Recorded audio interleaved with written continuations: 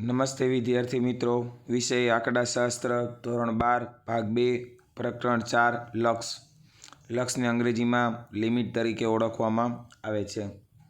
અહીં આપણે લક્ષ અને વિકલન નામના બે અલગ અલગ ચેપ્ટરોનો અભ્યાસ કરવાનો છે. સૌપ્રથમ પહેલાં આપણે આજે લક્ષની વાત કરી. જો લક્ષની અંદર તમારા આટલા ટોપિક શીખવાના છે: પ્રસ્તાવના, વાસ્તવિક રેખા અને તેનો અંતરાલ, માનાંક, સામીપ્ય, વિધેયનું લક્ષ, લક્ષના કાર્ય નિયમો અને લક્ષના પ્રમાણિત રૂપો, એનો આપણે અભ્યાસ કરીશું. સૌપ્રથમ પહેલાં આપણે પ્રસ્તાવિકથી વાત કરીએ. જો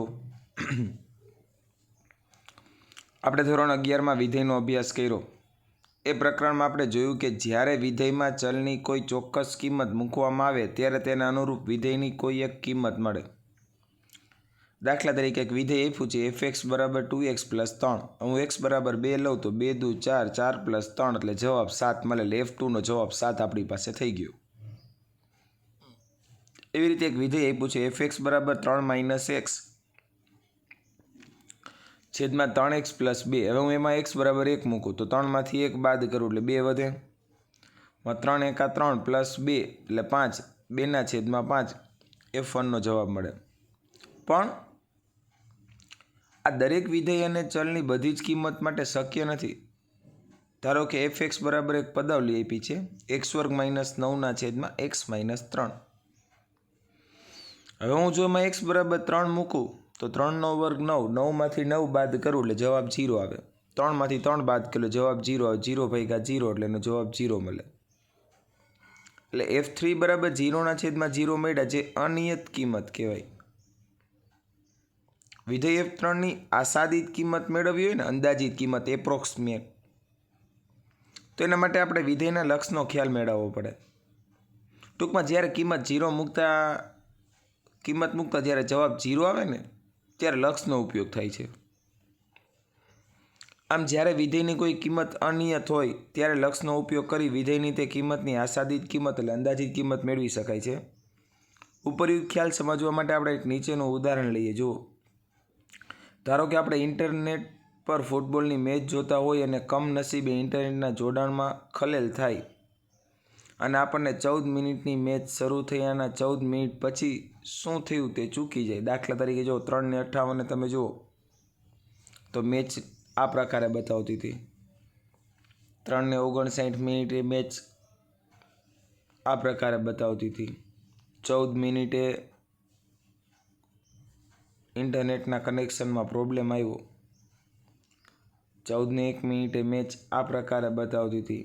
14:02 મેચ આ પ્રકારે બતાવતી હતી. તો મેચ શરૂ થયાની 14 મિનિટે દડાનું સ્થાન શું હશે એ આપણે 3:58 મેચ શરૂ થયાના 13 મિનિટ અને 58 સેકન્ડે, 13:59, 14:01, 14:02 મિનિટે દડાનું સ્થાન જોઈ શકીએ છીએ. પણ આપણે 14 મિનિટની નજીકના સમય એટલે 13:59 અને 14:01 વખતે દડાનું સ્થાન 14થી મિનિટ તે દડાનું સ્થાન અનુમાન કરી શકીએ. આપણે અનુમાન છે કે 14 મિનિટે દડાનું સ્થાન 13:59 અને 14:01 મિનિટે દડાના સ્થાનની વચ્ચે ક્યાંક હશે. સ્લો મોશન કેમેરા વડે આપણે એવું પણ કહી શકીએ કે ભાઈ 14 મિનિટે દડાનું સ્થાન 13:59.999 અને 14.0001ની વચ્ચેની ક્યાંક હશે. એનો અર્થ એવો થાય કે 14 મિનિટની નજીકનો સમય લઈએ ત્યારે આપણે અંદાજિત કિંમતમાં સુધારો થાય. તો દડાની આસાદી સ્થાનને દડાના મૂળ સ્થાનથી અનુલક્ષિત કિંમત કહી શકાય, કારણ કે આપણે અંદાજ શોધ્યો. એમાં આપણે જાણી શકીએ કે લક્ષ એ વિશ્વાસની આસાદિત કિંમત શોધવાની એક રીત છે. એક આપણે બીજું ઉદાહરણ લઈ. જો ધારો કે આપણે વર્તુળનું ક્ષેત્રફળ શોધવું છે. વર્તુળના ક્ષેત્રફળની અંદાજિત કિંમત વર્તુળનું અંદર દોરવામાં આવેલું બહુકોણના ક્ષેત્રફળથી મેળવી શકાય. જો એક વર્તુળ છે એ 4 બાજુવાળો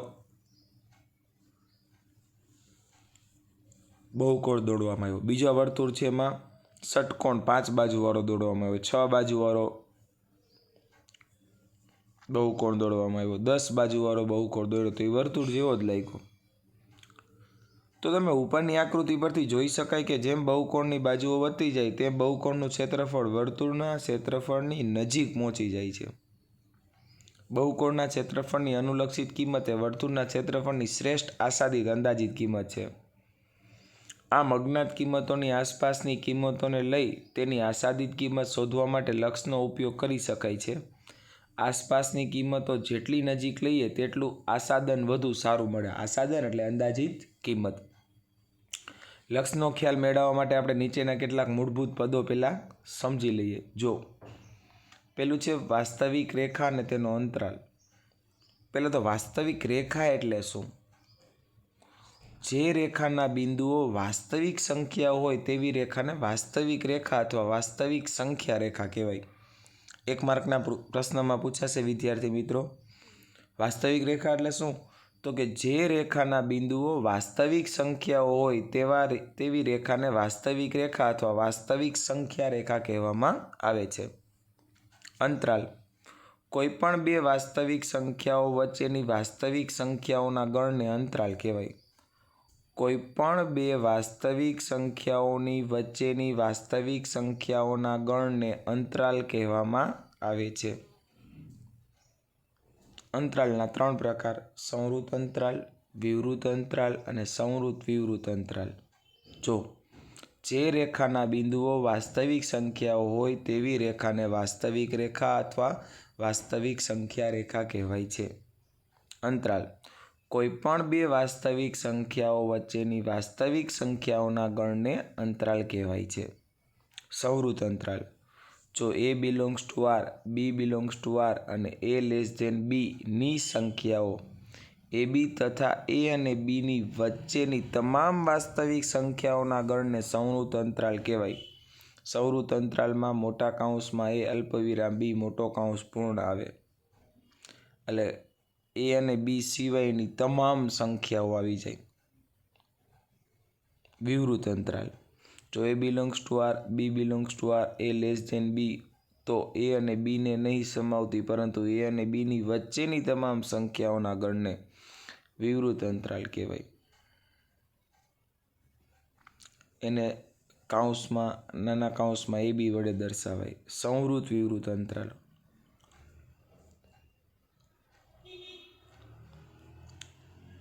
જો a belongs to R, b belongs to R અને a less than b તો a ને સમાવતી પરંતુ b ને નહીં સમાવતી તથા a અને b ની વચ્ચેની તમામ વાસ્તવિક સંખ્યાઓના ગણને સંવૃત વિવૃત અંતરાલ કહેવાય. તેને મોટા કૌંસમાં a અલ્પવિરામ b વડે દર્શાવાય.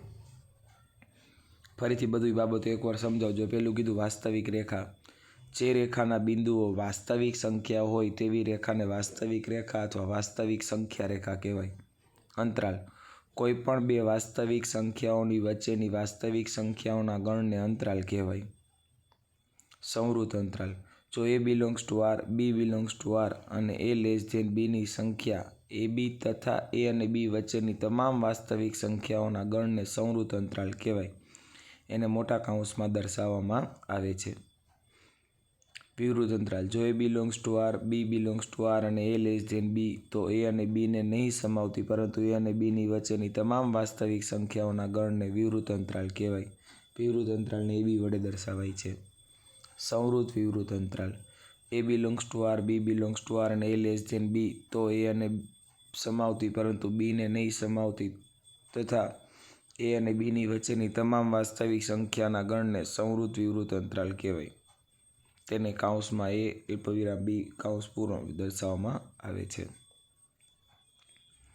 વિવૃત સંવૃત અંતરાલ હોય જો a belongs to R અને b belongs to R અને a less than b હોય a ને નહીં સમાવતી પરંતુ b ને સમાવતી a અને b વચ્ચેની તમામ વાસ્તવિક સંખ્યાઓના ગણને વિવૃત સંવૃત અંતરાલ કહેવામાં આવે છે. હવે આપણે વાત કરવી છે માનાંક.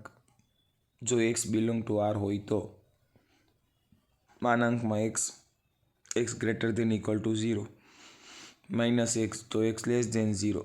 વાસ્તવિક સંખ્યાઓને માનાંક હંમેશા અઋણ હોય છે. 3 હોય તો 3 જ રહે, -4 હોય તો 4 થાય, 0 હોય તો 0 જ રહે. માનાંકમાં x minus a less than ડેલ્ટાનો અર્થ સમજાવો. માનાંકની વ્યાખ્યાનો ઉપયોગ કરી માનાંકમાં x minus a less than delta હોય તો x greater than equal to a અથવા x less than equal to a delta થાય. X minus a less than delta x belong to a minus delta ને a plus delta થાય. ટૂંકમાં માનાંક સ્વરૂપ આપણે યાદ રાખવાનું છે, સામીપ્ય સ્વરૂપ. ધારો કે એ બિલોંગ્સ ટુ આર છે તો એને સમાવતા વિવૃત અંતરાલને એનું સામીપ્ય કહેવાય. એનું ડેલ્ટા સામીપ્ય આ મુજબ થાય છે. જો એ બિલોંગ્સ ટુ આર અને ડેલ્ટા એ અરુણ વાસ્તવિક સંખ્યા હોય તો વિવૃત અંતરાલ એ માઇનસ ડેલ્ટા અને એ પ્લસ ડેલ્ટા ને એ અને ડેલ્ટાનું સામીપ્ય સ્વરૂપ કહેવામાં આવે છે. તેને એ ને ડેલ્ટા વડે દર્શાવી શકાય છે. માનાંક સ્વરૂપ કે તો માનાંકમાં એક્સ માઇનસ એ ડેલ્ટાનો ઉપયોગ થાય. સામીપ્ય સ્વરૂપ કે તો એનું ડેલ્ટા સામીપ્ય આ રીતે દર્શાવવામાં. અંતરાલ કે તો એ માઇનસ ડેલ્ટા ને એ પ્લસ ડેલ્ટા દર્શાવવામાં આવે છે. એને ડેલ્ટા સ્વરૂપે સમજીએ. હવે ત્રણેયના સૂત્ર એકવાર કહી દઉં. સામીપ્ય સ્વરૂપ તો કે એન એ ડેલ્ટા માનાંક સ્વરૂપ, માનાંકમાં એક્સ માઇનસ એ ડેલ્ટા અંતરાલ સ્વરૂપ, એ માઇનસ ડેલ્ટા ને એ પ્લસ ડેલ્ટા તરીકે સમાવેશ કરવામાં આવે છે. હવે આપણે લક્ષને આધારિત અમુક સૂત્રની યાદી મેળવી લઈએ. જો જરૂરી સૂત્રો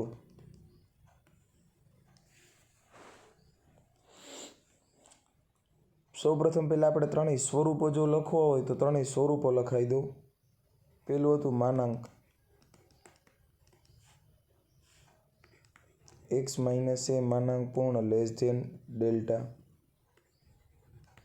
પછી હતું અંતરાલ એક્સ માઇનસ એ અંતરાલ સ્વરૂપ કહીએ તો એ માઇનસ ડેલ્ટા અને એ પ્લસ ડેલ્ટા. પછી સામીપ્ય સ્વરૂપ કહીએ તો એન એ ડેલ્ટા તરીકે એનો ઉપયોગ કરવામાં આવે. પછી છે જો લીમ મેળવવાની હોય તો એક્સ કિરણ એ મોટા કૌંસમાં એફ એક્સ બરાબર plus or minus g x. વિધેયના બે નામ છે, બીજું કાંઈ નથી. એના બરાબર એલ પ્લસ ઓર માઇનસ શું થાય તો કે એમ થાય. બીજું લીમ એક્સ કિરણ એ બરાબર વર્ગમૂળમાં એફ એક્સ ગુણ્યા જી એક્સ હોય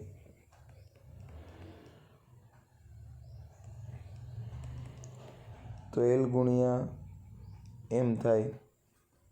ત્રીજું લીમ એક્સ કિરણ એ કૌંસમાં એફ એક્સના છેદમાં જી એક્સ હોય